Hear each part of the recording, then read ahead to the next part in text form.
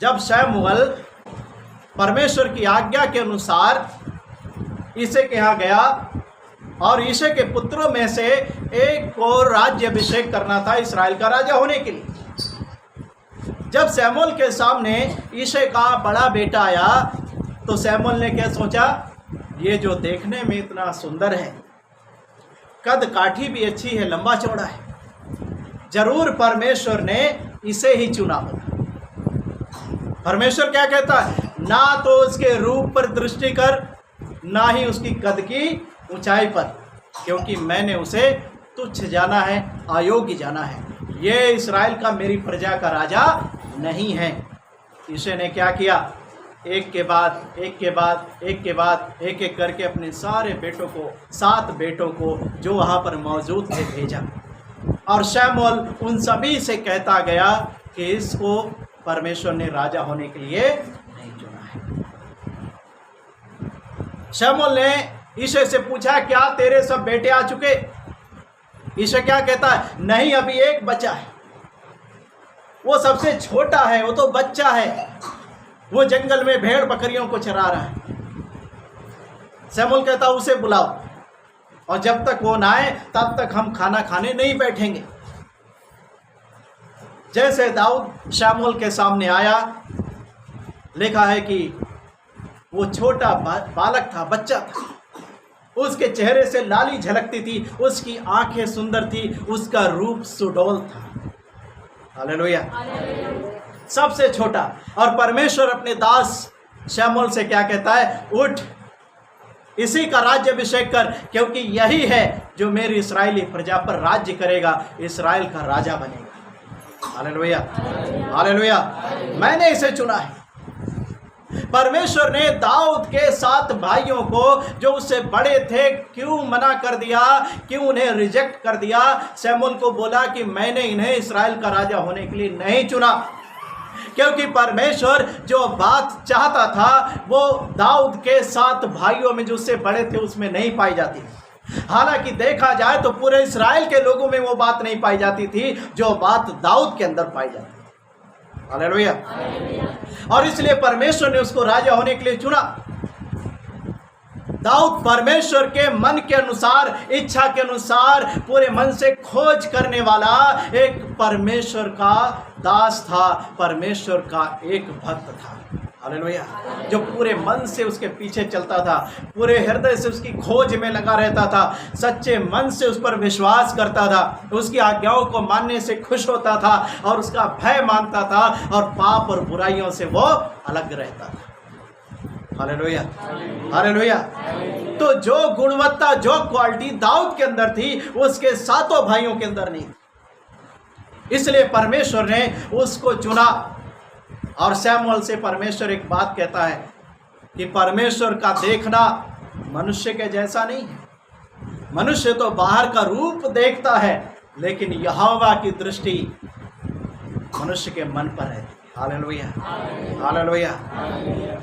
आप मेरे साथ बोलिए, परमेश्वर की नजरें मेरे मन पर रहती, उसकी आंखें मेरे मन पर रहती, वो मेरे मन को देखता है। हालेलुया। यिर्मयाह कहता है कि सबसे अधिक, मेरी बात सुनिए ध्यान से, हमारा मन हमें धोखा देता है। कौन धोखा देता है? सबसे अधिक हमारा मन हमें धोखा देता है। जिस मन पर परमेश्वर की दृष्टि रहती, नजरें रहती हैं, वो मन हमारा हमें सबसे अधिक धोखा देता है। मन से अधिक इस संसार में कुछ भी चंचल नहीं है। और जो मन हमें सबसे अधिक धोखा देता है, परमेश्वर कहता है यिर्मयाह की पुस्तक 17 अध्याय उसके 9 पद में, वो कहता है 9-10 पद में कि परमेश्वर की आंखें, परमेश्वर की नजरें मन पर रहती हैं और परमेश्वर हर एक के चाल चलन के अनुसार क्या करेगा, बदला देगा कि उन्होंने कैसा जीवन जिया, कैसा चाल चलन उनका था, उनका जीवन चरित्र कैसा था, उन्होंने किस मन से इस संसार में जीवन जिया। आप किस मन से प्रभु के पास आए, किस मन से उसके पीछे चले, किस मन से उसकी खोज किया। आपका मन कैसा है, परमेश्वर आपके अंदर की बातों को, अंदर की चीज़ों को देखेगा। हालेलुया। और ये मन, हमारा मन है ना, जो सबसे अधिक चंचल है, सबसे अधिक खतरा हमें इसी से है। और नीति वचन 4 अध्याय में लिखा है कि सबसे अधिक अपने मन की रक्षा करो। ना सोने की रक्षा करने के लिए लिखा, ना चांदी की रक्षा करने के लिए लिखा, ना रुपये पैसे की रक्षा करने के लिए लिखा। किसकी रक्षा करने के लिए लिखा है? अपने मन की। लिखा है कि सबसे अधिक अपने मन की रक्षा करो, क्योंकि जीवन का मूल स्रोत वही है। हालेलुया। क्योंकि जीवन का मूल स्रोत वही है। अगर हमारा मन अशुद्ध है, गंदा है, पाप से भरा हुआ है, जब आपका मन आपके वश में नहीं होता, पवित्र आत्मा के वश में नहीं होता, प्रभु के वश में नहीं होता, आपने उसे प्रभु की अधीनता में नहीं दिया, उसको अपने प्रभु के चरणों में नहीं लगाया, तो आपका मन क्या करेगा?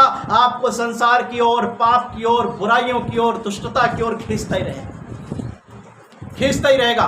और इसलिए परमेश्वर तुम्हारे मन को देखता है, हम सबके मन को देखता है। कई बार हम बाहर से बड़े अच्छे बनने का दिखावा करते हैं, बड़े अच्छे पवित्र बनने का दिखावा करते हैं, लेकिन होते नहीं वैसे। हम एक पाखंडी के समान, पाखंडी फरीसियों के समान जीवन जीते हैं। मैंने आपको पिछली बार भी बताया।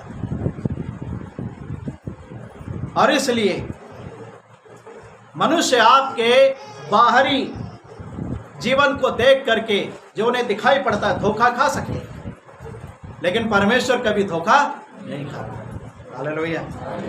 वो तुम्हारे मन को देखता है, हम सबके मन को देखता है कि हमारा मन कैसा है। क्या जो हम बाहर पवित्रता दिखा रहे हैं लोगों को, क्या वो अंदर पवित्रता है कि नहीं? इधर बहुत ध्यान से सुनिए आप लोग। जो हम दूसरों को बाहर बड़े अच्छे बनने का दिखावा करते हैं, हम अंदर से अच्छे हैं कि नहीं हैं? परमेश्वर हमारे मन को देखता, अंदर की चीजों को, बातों को देखता है। Hallelujah, hallelujah.